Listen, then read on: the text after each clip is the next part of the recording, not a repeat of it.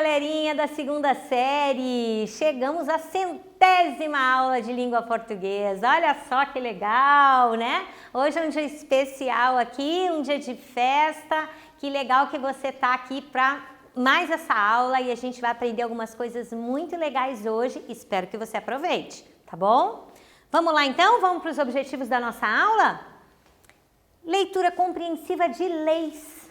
Olha só! Você pensa em fazer direito? De repente, talvez você esteja pensando em fazer direito, né? Talvez você pense em ir para alguma área dessa da polícia, rodoviária, federal, alguma coisa desse tipo. Vai fazer concurso? A gente vai ler leis hoje. Olha que interessante. Vamos reconhecer os elementos composicionais desse gênero. Vamos localizar informações explícitas. Vamos inferir uma informação implícita também. Vamos identificar a finalidade das leis e vamos reconhecer o efeito de sentido decorrente da escolha de uma determinada palavra ou expressão. Vamos lá então? Não esquece, se você não tem acesso ao Classroom, responde as atividades e leva no teu colégio. Agora, se você tem acesso, não esquece também de você pegar e responder as duas questões que eu deixei para você lá no final da aula, tá bom? Vamos trabalhar um pouquinho? Nós vamos ler então aqui os direitos e garantias fundamentais, capítulo 1. Essa lei aqui, né, o artigo 5º da nossa Constituição, ela é chamada de a mãe de todas as leis. Olha só que interessante, né? Vamos tentar entender por quê? Vamos estudar um pouquinho? Olha lá. Dos direitos e deveres individuais e coletivos, artigo 5º. Todos são iguais perante a lei, sem distinção de qualquer natureza, garantindo-se aos brasileiros e aos estrangeiros residentes no país a inviolabilidade do direito à vida, à liberdade, à igualdade, à segurança e à propriedade nos termos seguintes. 2 pontos. Homens e mulheres são iguais em direitos e obrigações nos termos desta Constituição. Ninguém será obrigado a fazer ou deixar de fazer alguma coisa senão em virtude da lei. Ninguém será submetido a tortura nem a tratamento desumano ou degradante. É livre a manifestação do pensamento, sendo vedado o anonimato. É assegurado o direito de resposta, proporcional ao agravo, além da indenização por dano material. Repare nos verbos usados aqui, né? Já vou colocar um quiz para vocês, né? Usado nesses trechos. Todos são iguais perante a lei. Homens e mulheres são iguais. Ninguém será obrigado e é livre a manifestação do pensamento. Qual o modo dos verbos em destaque? Então, a gente sabe que os verbos eles podem estar em 3 modos diferentes. Letra A, modo imperativo, é uma ordem, instrução. Letra B, modo subjuntivo, é uma dúvida ou hipótese. Ou letra C, modo indicativo, é uma certeza, um fato. Pensa aí direitinho, vou dar um tempinho para você responder essa questão para mim e a gente já vem para falar qual modo verbal foram usados nesses verbos.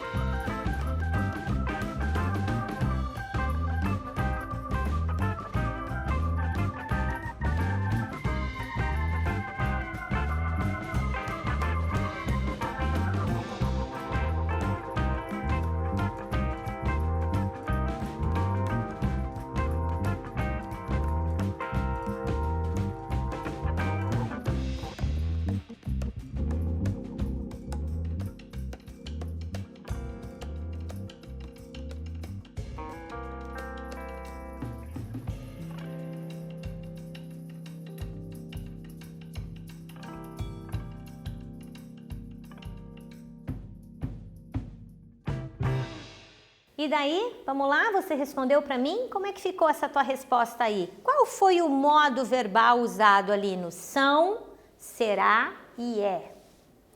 É o modo indicativo, né? O modo da certeza, aquele que te dá um fato, né?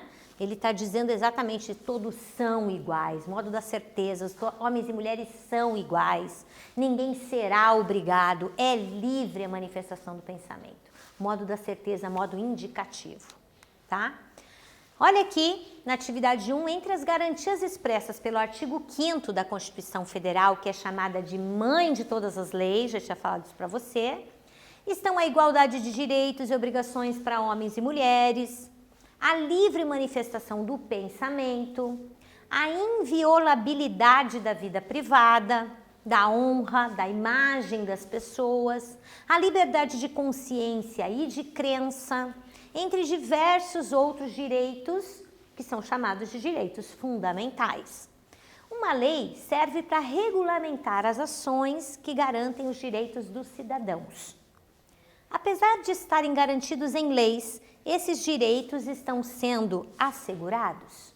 O que você acha? Explica para mim, tá? Eu dou um tempinho para você pensar e a gente já volta.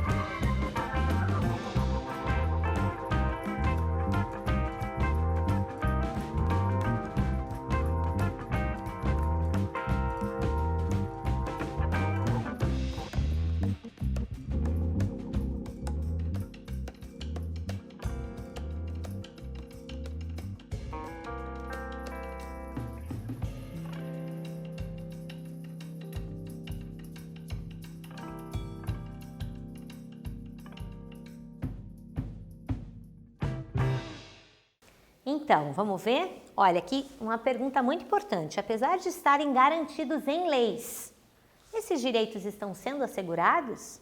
Vamos ver? Bom, uma possível resposta é lógico, porque não tem um certo ou um errado, você talvez tenha a tua opinião, os teus argumentos. Eu vou te dizer aqui o que a gente pode pensar. A leitura da lei, ela possibilita uma reflexão sobre as injustiças sociais que, mesmo estando asseguradas por lei, não estão acontecendo e há necessidade de assegurar que as leis sejam cumpridas, contribuindo assim para a diminuição dessas injustiças, né? Então, tendo a lei, a gente já entende o que precisa ser feito. tá bom? Vamos lá então? Vamos continuar a leitura?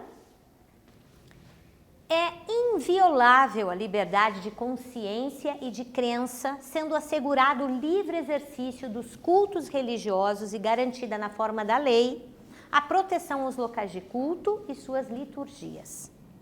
É assegurada nos termos da lei a prestação de assistência religiosa nas entidades civis e militares de internação coletiva. Ninguém será privado de direitos por motivo de crença religiosa ou de convicção filosófica ou política, salvo se invocar para eximir-se de obrigação legal a todos imposta e recusar-se a cumprir prestação alternativa fixada em lei.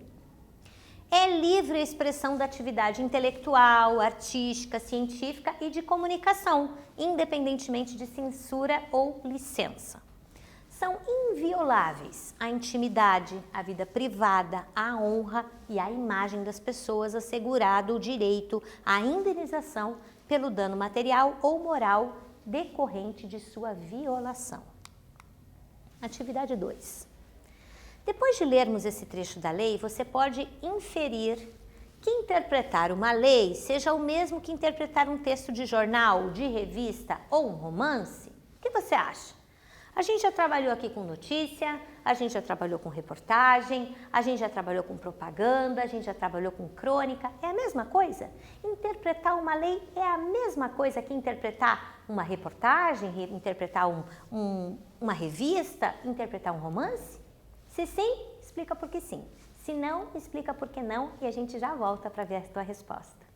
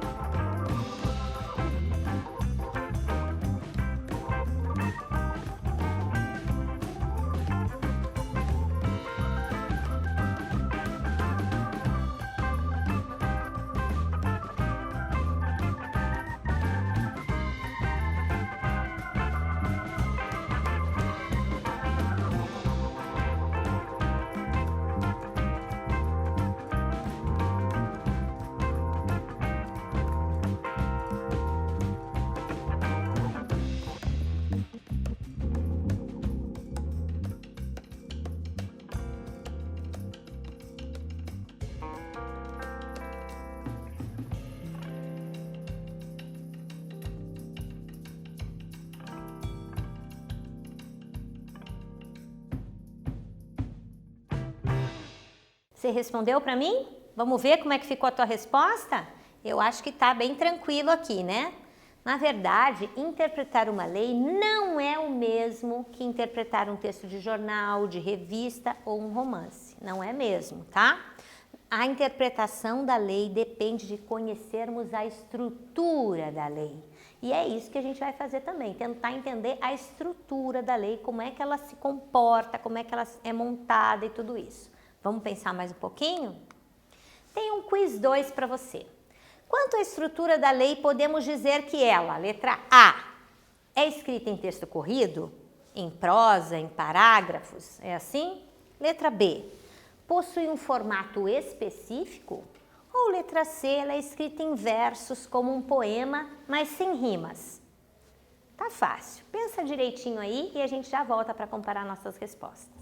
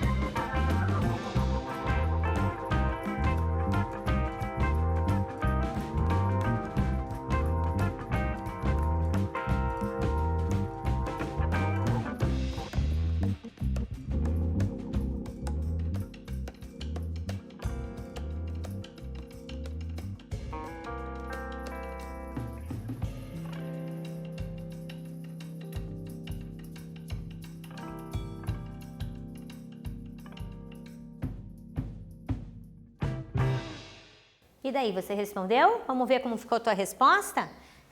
Será que a estrutura da lei é em parágrafos, texto corrido? Possui um formato específico ou é escrito em versos como um poema, só que sem rimas? Vamos ver? É um formato específico, né? Totalmente diferente, não é como você lê qualquer um outro texto, não é um texto em parágrafos, não. Ela tem uma estrutura, tem uma maneira ali diferente. Vamos ver como que é isso? A estrutura da lei. Então, toda lei apresenta a sua entidade de origem, tá? Então, as leis federais ou nacionais, como essa que a gente acabou de ler, né? As leis estaduais ou distritais, referindo-se a Brasília, né? Distritais quando se refere a Brasília, mas estaduais, por exemplo, do estado do Paraná. As leis municipais. Em seguida, encontramos o número de referência daquela lei, bem como a data em que foi criada. Então, primeiro ela tem entidade de origem e depois o número e a data de criação. Como que é isso? Olha lá. Presidência da República, Secretaria-Geral, Subchefia para Assuntos Jurídicos. Número e data, né? Então, qual é a entidade de origem dessa lei? Qual é o número de referência e a data em que foi criada? Essa tá bem tranquila, você dá uma olhadinha aí, responde para mim e a gente já volta.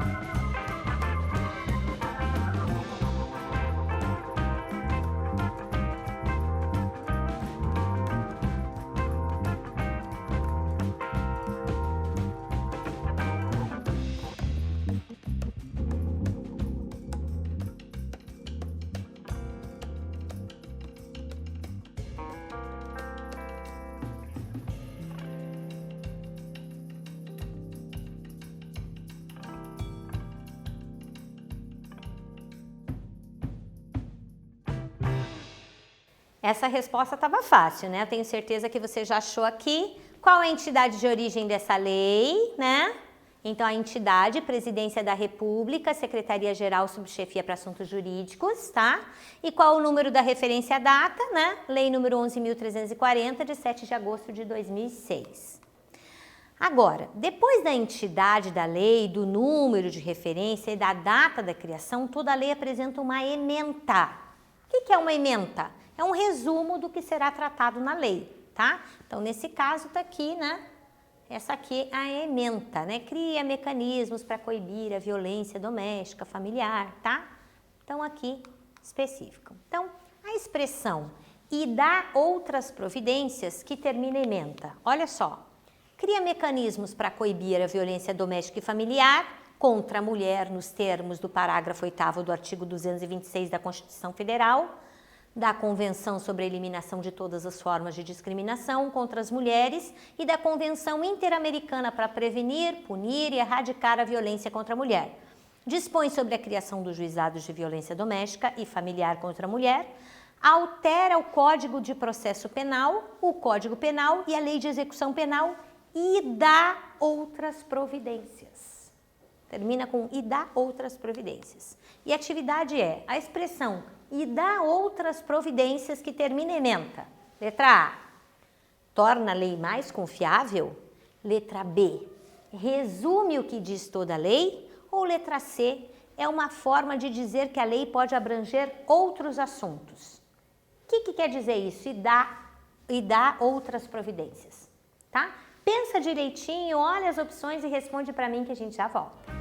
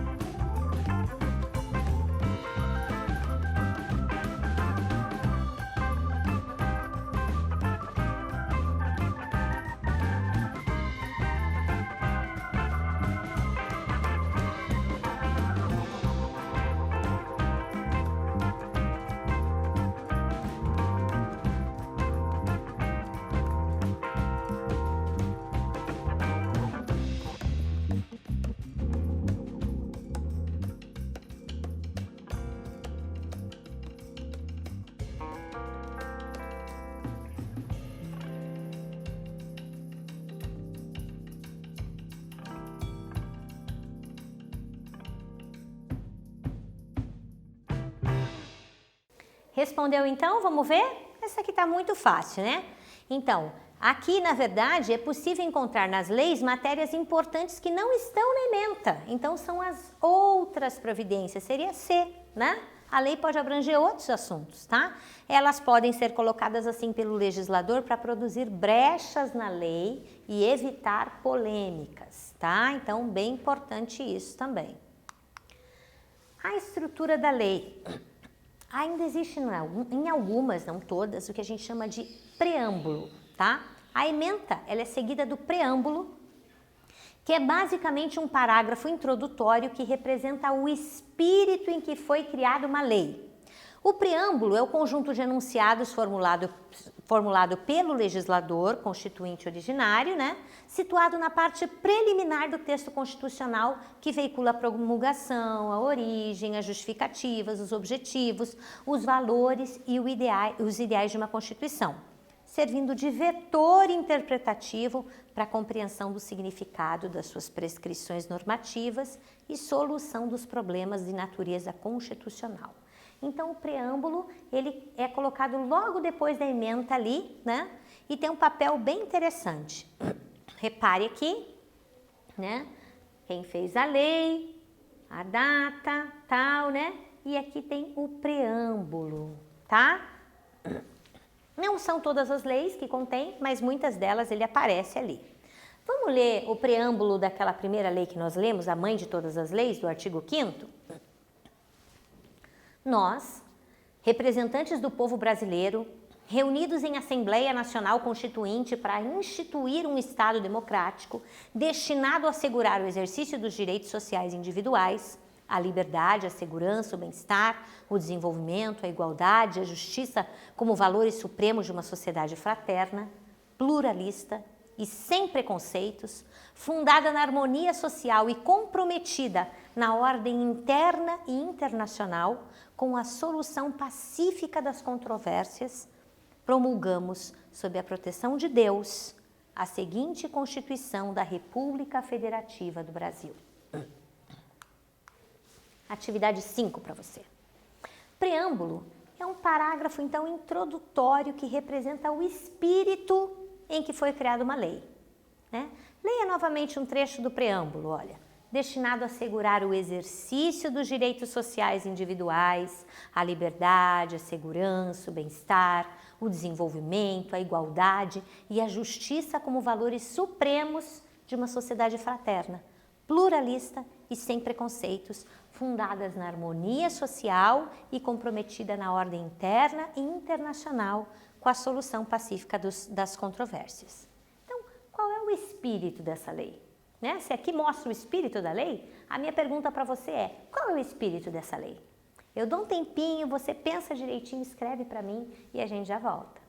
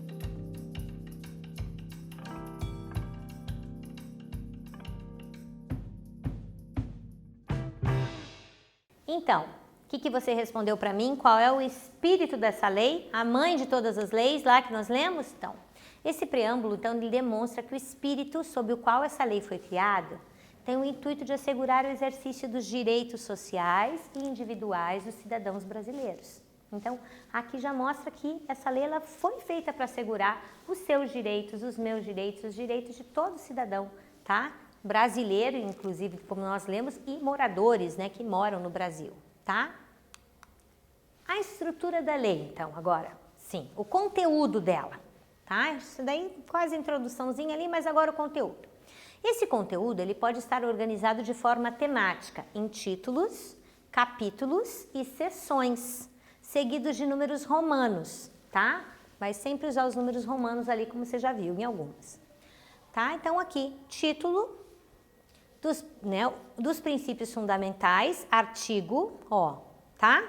A República Federativa do Brasil, formada pela união indissolúvel dos estados e municípios e do Distrito Federal, constitui-se em Estado democrático de direito e tem como fundamentos, repare, a soberania, a cidadania, a dignidade da pessoa humana, os valores sociais do trabalho e da livre iniciativa, o pluralismo político. Parágrafo único. Todo poder emana do povo, que o exerce por meio de representantes eleitos ou diretamente, nos termos desta Constituição. Bom, vamos falar agora sobre aqueles sinais que tem ali, né? Artigos, parágrafos, incisos e alíneas. O que são isso? Então, no Brasil existe uma lei que estabelece a forma de escrever as leis, acredite, mas existe, né? Uma lei para você poder escrever leis. É a Lei Complementar número 95 de 1998. Talvez alguns de vocês não tivessem nem nascido ainda, né? As leis usam os seguintes divisores. Artigo, os artigos são simbolizados pela expressão art, tá vendo ali? Tá? E são a unidade básica de uma lei. Parágrafo, o parágrafo é o desdobramento de um artigo e ele é representado por esse símbolo aqui, tá? Quando tiver mais de um, ou então parágrafo único, se for só um. Inciso. Os incisos são desdobramentos dos artigos e dos parágrafos e são simbolizados por algarismos romanos, tá? Como o X, né, que quer dizer inciso 10, tá? A linha são os desdobramentos dos incisos e são representados por letras minúsculas, por exemplo, A, que quer dizer a linha A. Item. Os itens são os desdobramentos das alíneas, representados por números arábicos, como 1, que quer dizer item 1, tá? Então, um é o subtítulo do outro, cada um recebe um nome e uma maneira diferente de escrever, certo? Olha só aqui na atividade 6, título, tá? Dos direitos e garantias fundamentais, capítulo, dos direitos e deveres individuais e coletivos. Ainda estou lá, né, no artigo 5º. Todos são iguais perante a lei. Homens e mulheres são iguais em direitos. São invioláveis a intimidade e a vida privada. É livre o exercício de qualquer trabalho. As normas definidoras dos direitos e garantias fundamentais têm aplicação imediata. Repararam? Agora, como se lê os numerais que aparecem nas leis? Então, aparecem esses numerais aqui nas leis, certo? Como é que eles devem ser lidos? Vamos pensar. Antes de você responder, já vou te dar uma deixa aqui. Na numeração de decretos, portarias, leis, artigos e outros textos considerados oficiais, empregamos os ordinais até o 9º. Primeiro, segundo, terceiro, quarto, quinto, sexto, sétimo, oitavo e 9º. Tá? E os cardinais a partir do número 10.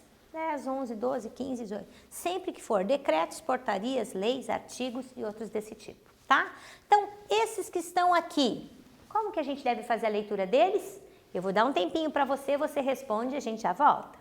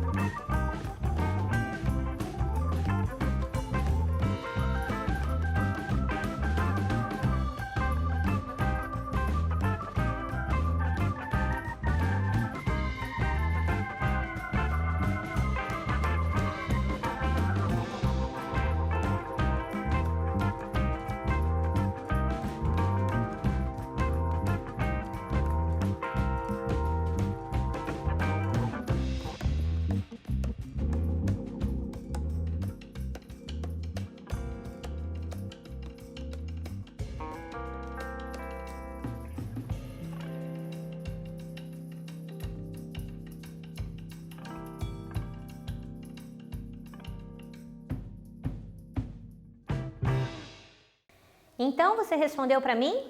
Ah, agora, então vamos lá. Aqui, título, né? Título segundo, certo? Até o nono, segundo. Capítulo primeiro. Arte, quinto. Artigo quinto. Só numeralzinho romano, inciso primeiro, tá? Opa, aqui tem um erro, né? Inciso 10 e não décimo, porque até o 9, né, seria nono, que é inciso 10. E aqui a gente tem inciso 13. O sinalzinho de parágrafo, parágrafo primeiro, tá bom? Deu para entender? Vamos lá então? O que a gente aprendeu nessa aula? Então, nossa 100ª aula, e o que nós aprendemos com ela? Vamos ver? Nós lemos compreensivamente algumas leis, nós reconhecemos os elementos composicionais do gênero, nós localizamos as informações explícitas, inferimos uma informação implícita, identificamos a finalidade de algumas leis e reconhecemos o efeito de sentido decorrente da escolha de uma determinada palavra ou expressão. Tá bom? Espero que você tenha gostado, que você tenha entendido um pouquinho. A gente ainda vai trabalhar mais sobre leis. Não perca as próximas aulas, que vão ser bem legais, ainda mais se você tem vontade aí, como eu já disse, de estudar direito, tá bom? Um beijo para você. Espero que você tenha gostado da 100ª aula de língua portuguesa da 2ª série. Tchau!